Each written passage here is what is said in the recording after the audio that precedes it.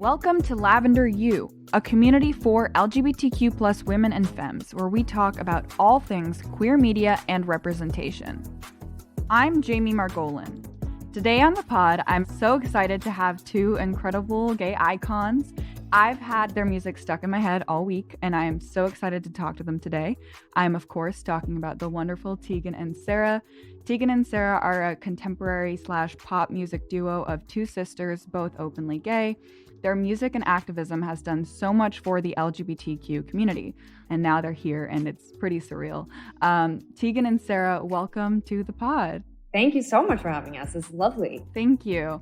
So for our listeners who don't know who you are, shame on them, tell them a little bit about yourselves and your music. So this is Tegan speaking. Sara and I, we started playing music when we were in our teens. We were in high school when we started to write songs, and it was sort of the late 90s, so grunge music was super popular, and it felt like a lot of people we knew were in bands, but it was kind of all guys.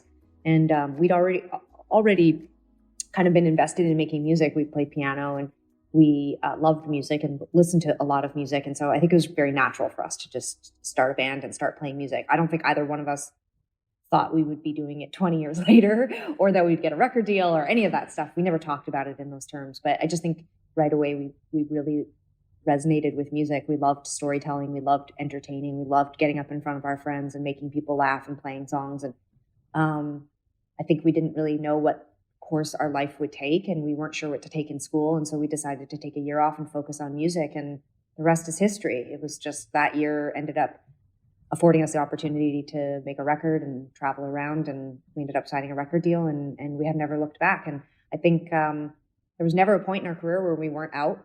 I don't think we felt we ever could hide it. We looked really gay at that age. We had really, really short, spiky hair. I wouldn't say that we were super confident about being gay, but I don't know that we ever felt like we couldn't, or I don't know that we felt we had another path. I think that's really probably had a huge influence on our career and the choices we've made. And certainly in the last 5 years, we don't just focus on music. These days, we focus on our work with the Tegan Sara Foundation, which raises money for women and girls in the LGBTQ community. And for us, that's our way of thanking the community for being so supportive of us for the last 20 years. So That's amazing. I mean, tell us a little bit more about the Tegan Sara Foundation and how you're serving the people who listen to your music and your activism, and how you guys got motivated to not just be musicians, but also start a foundation. So, I mean, going back to high school, actually, our early years of activism had a lot to do with our mom. She was a social worker and a feminist, and she would make us come with her to marches and local protests in the city. And of course, we thought she was so inspirational, and it got us really interested in what it meant to not just go out and march, but to apply pressure to your social circle, for example, to get involved in things, to support causes that were impacting people other than your own community. And as we started to develop our band publicly, people would come to us and say, okay, here in this city, we have a politician who's really conservative, and we need your support to do this thing or that thing. And so we started to, develop more of a grassroots approach, where it was we have this public profile and we have this platform. So we know that if we raise money at a show, or we talk about an issue on the radio or whatever, that it can really have an impact. The foundation was a way to sort of formalize that. Now we primarily focus our activism on LGBTQ rights, but there are also lots of intersectional things underneath the LGBTQ umbrella, whether that's climate crisis or social justice or racial justice. Those things all sort of fit within the infrastructure of the work that we're doing on a grassroots level. They really do. Yeah, all of these issues are interconnected, and absolutely. Most people know me for my climate justice work, and so they're confused about what does gay rights have to do with it. I'm like, well, if you are homeless, which there is a disproportionate amount of queer youth who are homeless because of homophobia, you're gonna be exposed a lot more to the polar vortex, or when it's the smoke from the fires, and if you have a home to shelter from it. So I really thank you guys for like seeing that and taking action. And it's really great that not only are you providing representation through your music, but also helping the people. So it's not just representation, but it's also change.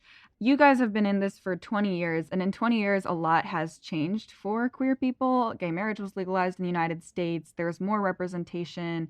There's all sorts of like lesbian and queer women artists.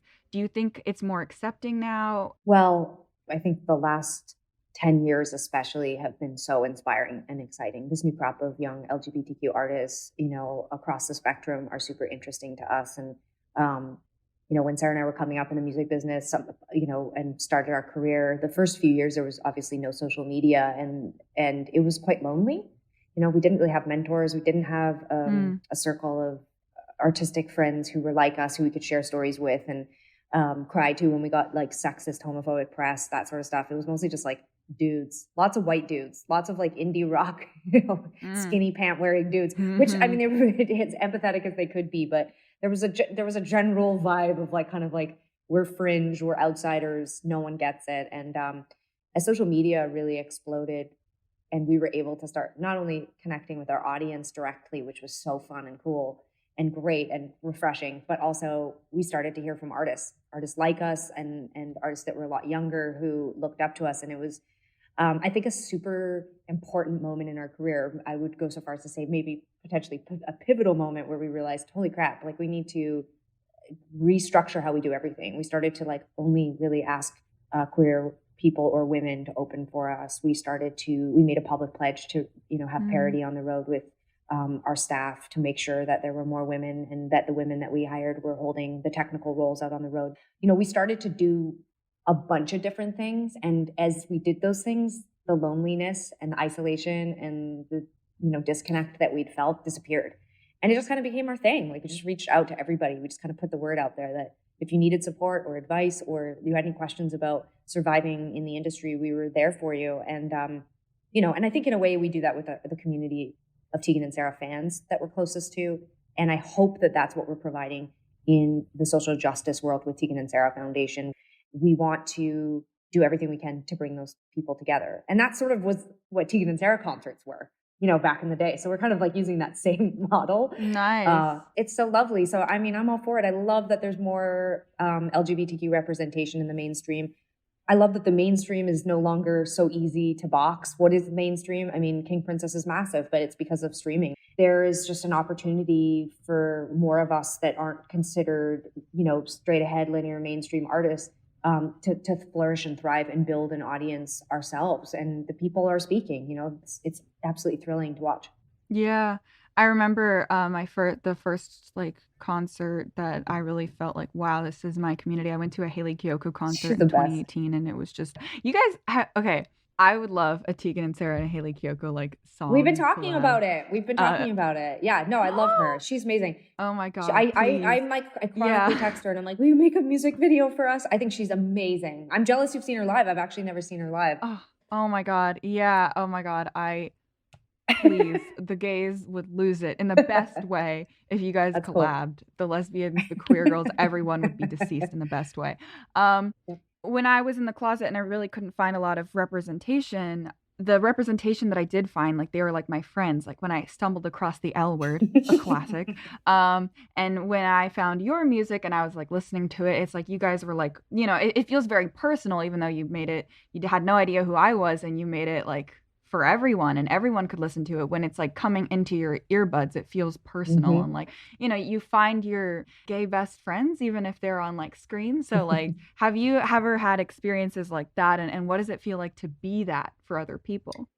Yes. I mean, absolutely. My goodness, I made some of my, it's actually really funny you bring up the L Word, but when we were in high school, there was a movie called All Over Me and Leisha Haley, who plays Alice on the L Word, was in that movie. And it was a queer story. And Leisha was in a band in the 90s called the Murmurs. And they had this song called You Suck.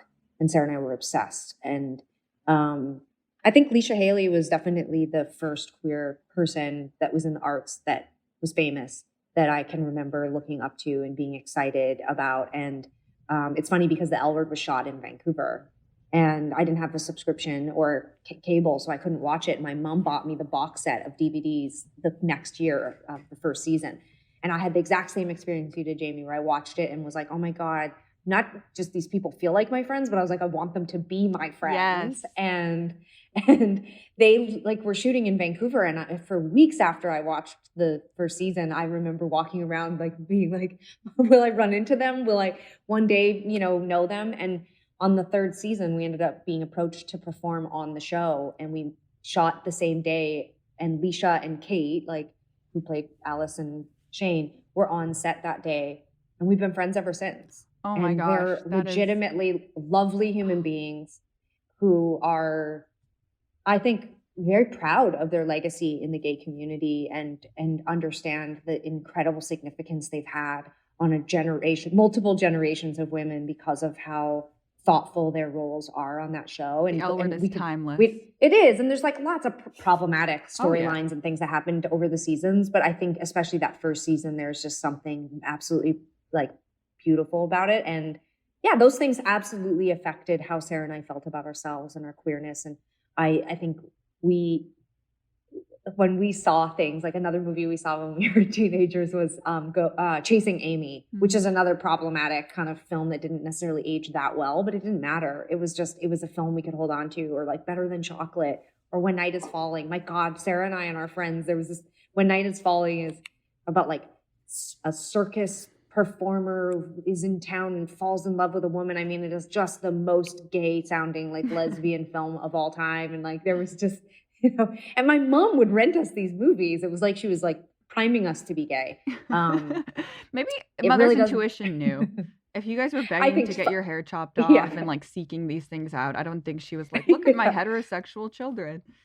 I think she was trying to mirror acceptance and accepting behavior. I think subconsciously she knew that we weren't like the straightest kids, but it was a pretty big shock when we came out. Like she definitely wasn't as prepared as you would think based on what we looked like since we were about 5 years old. Maybe she should have been watching movies with us.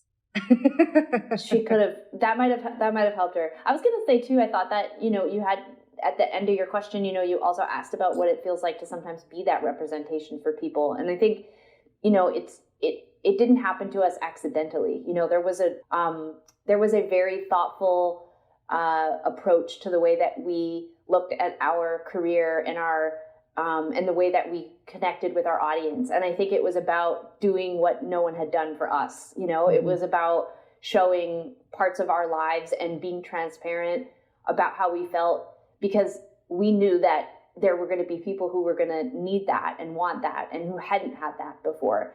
And I think if we'd just been like straight people, we might not have been as open or as connected with the people who were coming to see our band play. But because we lacked a community and because we lacked representation, we desired that connectivity and we desired making that community with people.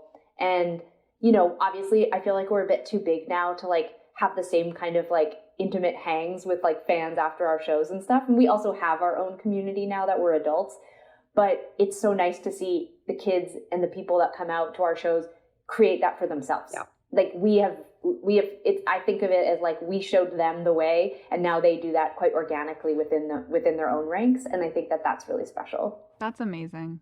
I've never been to one of your shows, but once COVID is over, y'all should hook me up with some tickets. We'll totally hook you up. Amazing.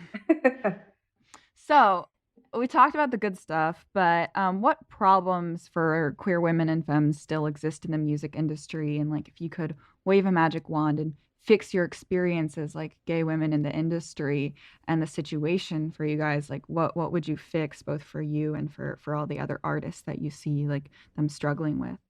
I think our entertainment industry, and I include the music industry, film, television, just really the arts in general. I think that we are a reflection of what is still happening culturally and socially.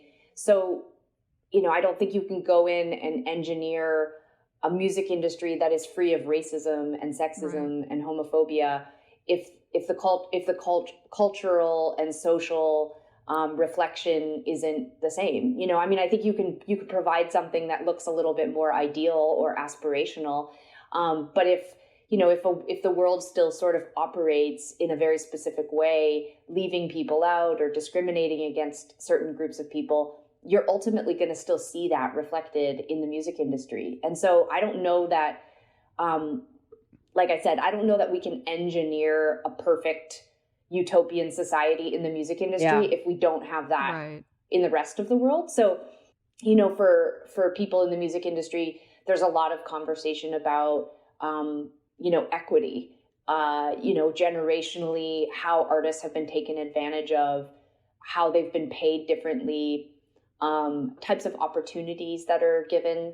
We'd be kidding ourselves if we didn't acknowledge that a lot of what I like to still think of as the gatekeepers, the people who are essentially running the music business, you know, if they didn't still probably hold a lot of the same biases that they've always held. And I think until, you know, women, queer people, people of color, like until those sort of like gatekeepers are replaced with a new generation of voices and identities, I think it's really difficult to change how people see things. You know, you've mentioned some amazing queer artists who are breaking through in the mainstream, but you still can only count those people on like 1.5 hands. And that probably goes for television and film and representation across a lot of different entertainment spectrums. So I think that's sort of where we're at, is just this idea of like, the more the merrier. We have to keep breaking down these barriers, and we just need more of us. And we need to continue to apply pressure.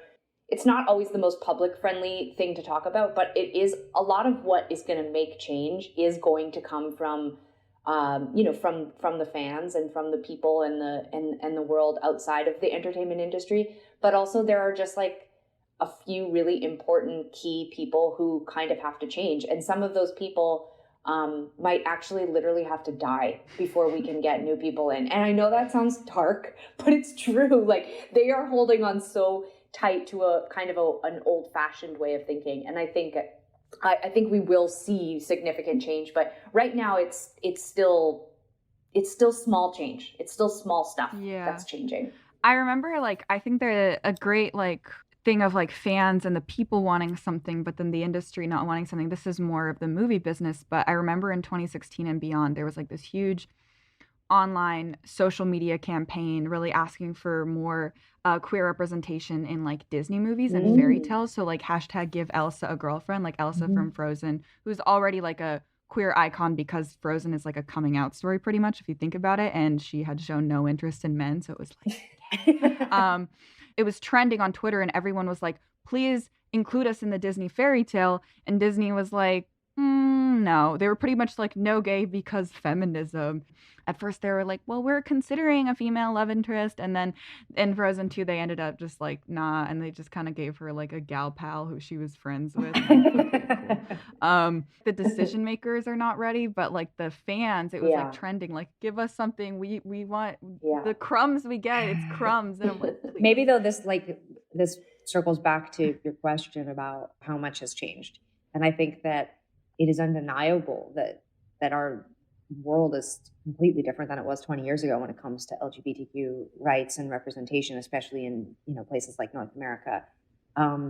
But it's also undeniable that it hasn't changed enough. It hasn't, and the danger in speaking about change, you know, I'll say this, I know that as an artist, I find it deeply frustrating, like come Pride Month or, you know, Women in Music Issue Month, which is like once a year. And when they decide they're going to finally give women more representation in music magazines, it's like the fear I have in participating in both those things is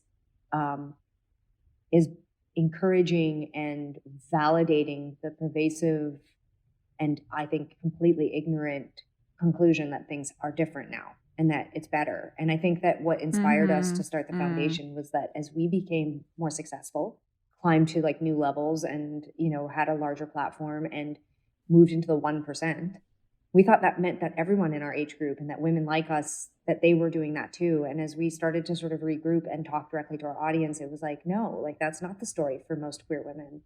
And, you know, and there were truths that were impossible to ignore. And I think that there became this whole thing for me where I was like, who cares if there's more queer women on Spotify? Like, Are we getting, like, within our industry, are we being paid the same at festivals as our male counterparts? Are we being given the same budgets for recording music as our male counterparts and straight counterparts? And the answer is no. And so then when you look at how that trickles down to the rest of the world, it's a no. It's no. It's not really. Just legislating gay marriage did a lot for a lot of people, but it did nothing for a lot more. And I think that it's not about poo-pooing the change that's happened. It's just making sure that we don't glamorize what's happened and forget everything else underneath. Sarah and I understand things got better for us because we're cis, because at least to some people we're attractive, because we're skinny, because we come from Canada and had certain privileges, and we had hundreds of thousands of dollars of government funding to help us make videos and tour internationally. Like, we don't represent most people. And so it's unfair to like then put us on the cover of a magazine and go, it changed. It's like, no, it didn't. Not really. Right. Yeah. I kind of dread Pride Month every year, kind of, because it's like Gucci will align their bags in a rainbow fashion, or like every corporation will like put its little logo on, and it's like, I don't know, rainbow capitalism is what it's called. And so it's like, people don't like to think that, they like to be like, just like people love to be racism is over because Obama, or like stuff like that. They also like to think homophobia is over because one time I saw gay people on TV for 2 seconds, or I saw Tegan and Sara on the cover of a magazine, therefore. Well, and I think that this is where like it's so incredible what you're doing in your position, and I think it's on the shoulders of all of us, and I hope is also on the shoulders of our heterosexual peers who claim to be allies and go and collect their GLAAD awards and then don't do anything else other than collect their GLAAD award. Is like, it's on us to give back to our community, and not just queer stuff, to climate, to racial justice, to social justice, everything. Like, the reality is like, if you are in a position of power and you have people who are listening to you, it is no longer acceptable that you don't inform yourself, educate yourself, and start giving back. And there's really small gestures that you can do that make a huge difference. And I think for us, it became very clear that like, it wasn't good enough to just take the check to go play World Pride.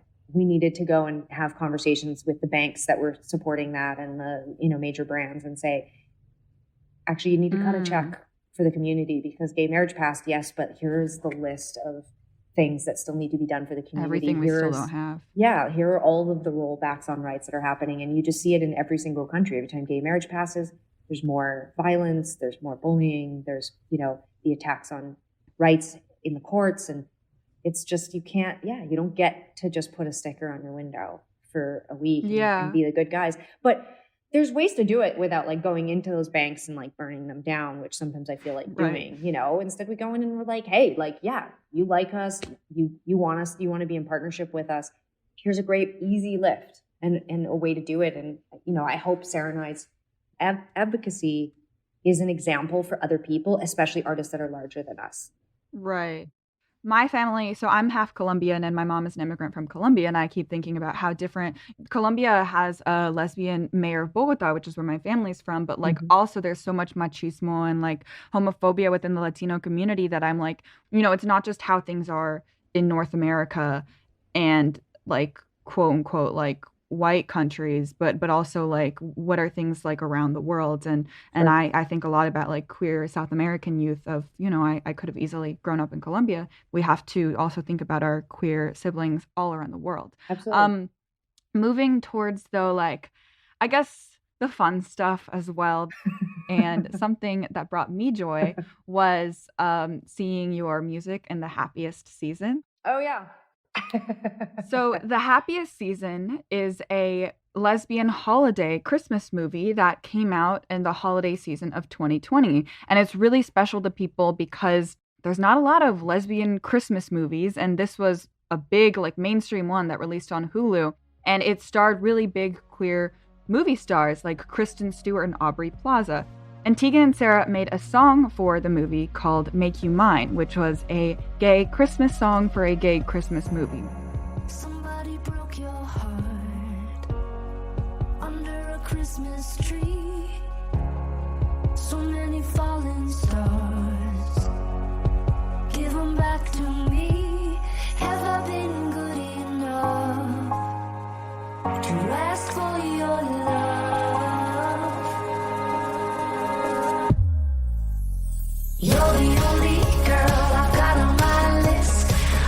write your name. I know it's foolish, but I chase the feeling, 'cause you keep me dreaming that I could make you mine. Make you mine this season. Make you mine, make you mine. Make you mine this season. Bells ring out on the street. It was so refreshing to hear like a lesbian / queer girl Christmas song. It was kind of like a All I Want for Christmas Is You-esque like lyrics, and you never really hear like queer Christmas carols, and this is kind of one of them. Like Make You Mine, it's like the only one I can think of, and so it's sad that we don't have more. I'm sure more exists somewhere, but it was just really nice to have that.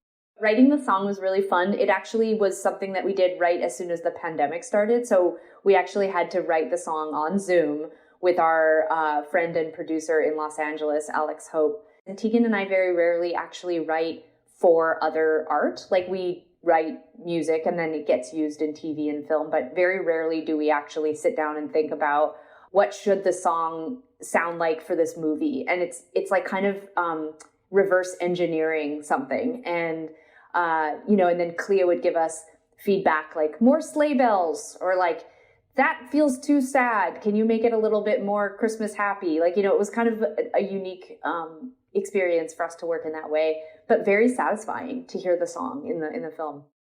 This movie had big cultural impact, and amongst queer people, there was a lot of discourse. Some queer women were like, the Happiest season is a horror movie because I don't know, annoyed that the way it ended, or some of or that Aubrey Plaza didn't end up with Kristen Stewart or stuff. That's like that. That's a horror movie to me too. I was like so there for Aubrey Plaza.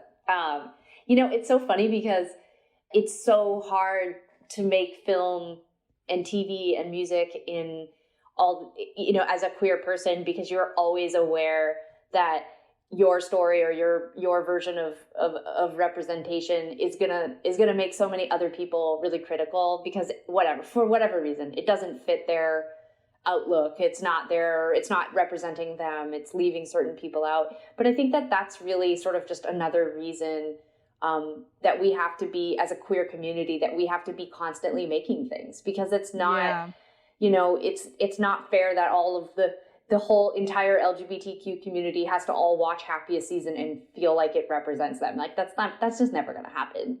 I loved Happiest season, and we're biased too, because we're, Clea Duvall, who wrote and directed the film, is a dear friend, and she had asked us to write a Christmas song, and I read like one of the first scripts that she wrote for making the film like years ago. So to watch that evolution of like an idea, a conversation about an idea, turn into like scripts and then an actual film and then the release on Hulu, like I felt like it was like my kid, I'm so proud of you. I found it super inspiring to write for something. Like Sarah said, we never really write for things. Like, we were always just writing for ourselves and writing for our band. And it was really, really fun to do. And we got to see a early edit of the movie, and it really inspired me. It made me really excited. I echo everything Sarah said, and I understand why a lot of people in the community felt a little rubbed the wrong way. I know a lot of us, we just want like a hot romantic Christmas rom-com with Kristen Stewart and don't need it to be about coming out or being closeted. And I totally get that. And I think, that's about the gatekeepers again, though, not to say that like, we as artists and creatives can't apply pressure, but the reality is that story still really hasn't been told in the mainstream. Like that was the first major studio picture ever about, queer leads in Christmas. And so for some of us that might seem like 20 years ago, but for some people that's literally still how it is. And I think that's something that for me, I felt was super significant about that movie. I think we forget in North America that like there are millions and millions of queer people and LGBTQ identified people all over the world who grow up in religious communities or in, rural communities or places where gay marriage isn't legal. And to have a major picture like this with a massive movie star attached means that it will go more places than ever, and I think that's a win. That's still something to celebrate. And coming out is still really hard to do for a lot of people. And so I was really proud to be associated with it. And Kristen is amazing in it, and Aubrey Plaza is the best. Yeah. Well, now that, you guys have made it, but what is your advice to like queer kids or other aspiring queer artists out there who look at you and think, I want to be where they are? Like, what is your advice for them? The takeaway for me, whether you're trying to pursue a career in the arts, or you're going to take a more traditional route through like going to college, getting a degree, that type of thing. I mean, the reality is that our lives shouldn't be about achieving everything quickly. I think that there's something about looking at our lives, hopefully, as being long and happy, and pacing ourselves. I see so many kids now who are like, they can't wait to go to college, get their degree, get a job. My dad used to say this thing to us. We still make fun of him. But when we were kids, he would always say this thing where he was like, don't be in a hurry to figure out what you want to do with the rest of your life, because then you have to do it for the rest of your life. And I think he didn't say it exactly like that. He would have said something like, once you figure out you have to dig a ditch, you have to dig a ditch till you're dead, and then you have to be in the ditch. So it's like, I'm just trying to soften it. But essentially, this is what we're going to do for the rest of our lives. Like, we are going to, we're going to set goals. We're going to try to achieve them. Sometimes those goals, we reach them. Sometimes we don't. Sometimes we do the things that we want to do and they don't make us happy, like whatever. Life is hard. And I think, so my advice to anyone, just young people, whatever age you are, I think that we put too much emphasis on success, and we put too much emphasis on finishing, releasing, like I've checked this off, whatever.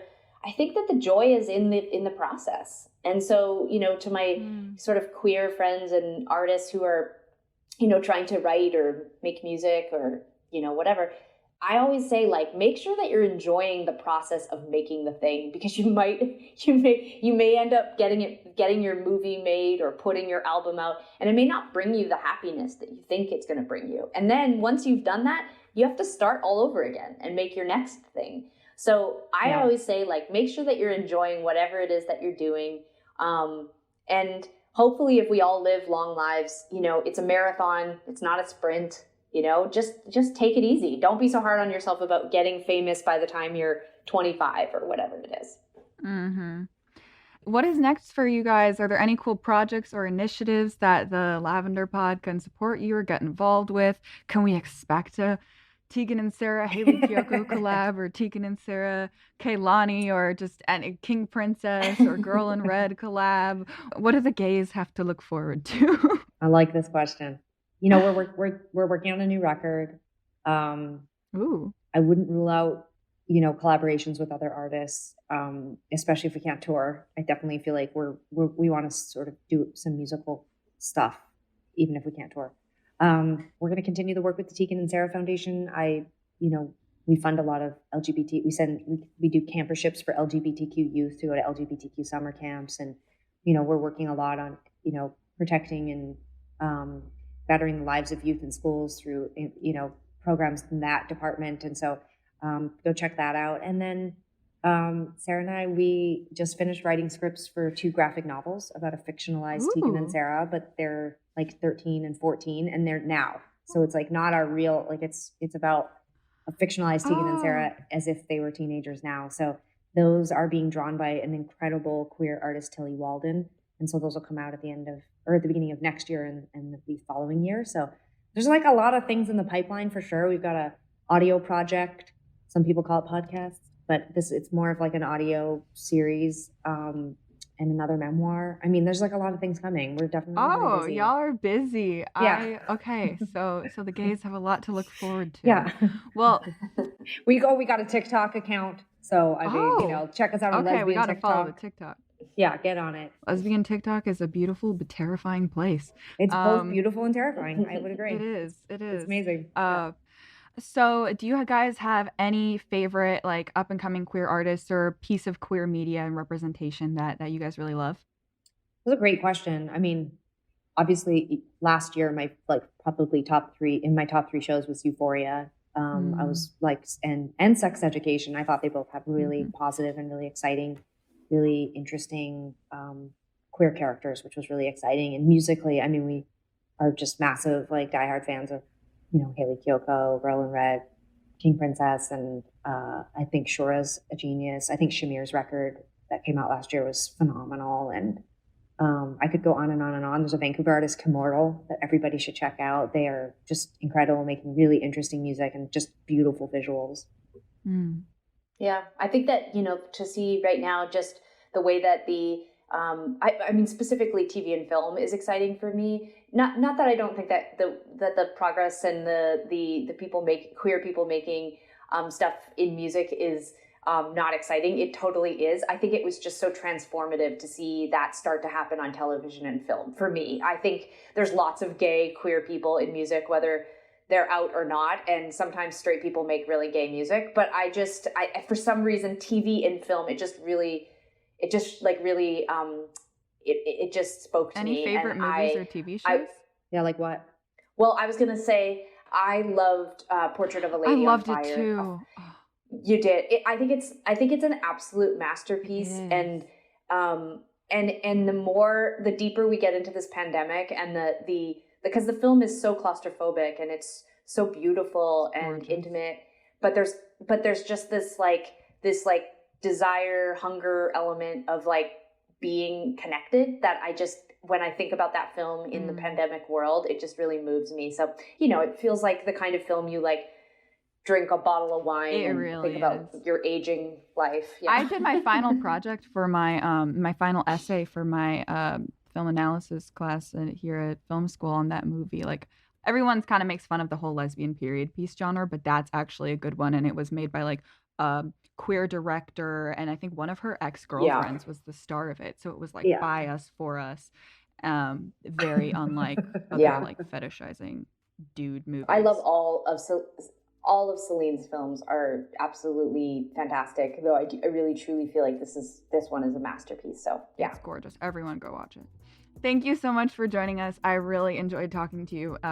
Baby gay Jamie is looking at this now like, oh my God, I can't believe she got to do this. So thank you guys for your music and your work, and keep being awesome. And I really enjoyed having you guys on the podcast today, and I hope everyone listening enjoyed it too. So you guys can follow Tegan and Sara on social media, on Spotify, on TikTok, and stay up to date with the work that they do, and check out the Tegan and Sara Foundation. Yeah, and of course to your listeners, young and old, we're so happy to be a part of your community. We love being gay. Thanks for listening to this episode of Lavender You. Our show is produced by Goal 17 Foundation, and our theme song is Love Line by the one and only Zolita. We release new episodes every other Thursday, so make sure you like, rate, and subscribe on Spotify, YouTube, SoundCloud, Apple Podcasts, Google Play, or wherever it is you get your podcasts. And follow us on social media too. We are at Lavender You Pod, that's YOU, on Instagram, TikTok, Twitter, and Facebook. And if you're a queer person out there feeling alone or sad or anxious, know that this is a community for you, made for you. If you ever need to reach out to talk to a fellow queer person about anything and feel community and that you're not alone, our social media DMs are open. Send us a message anytime. We are here for you. See you next episode, and until then, long live the gays!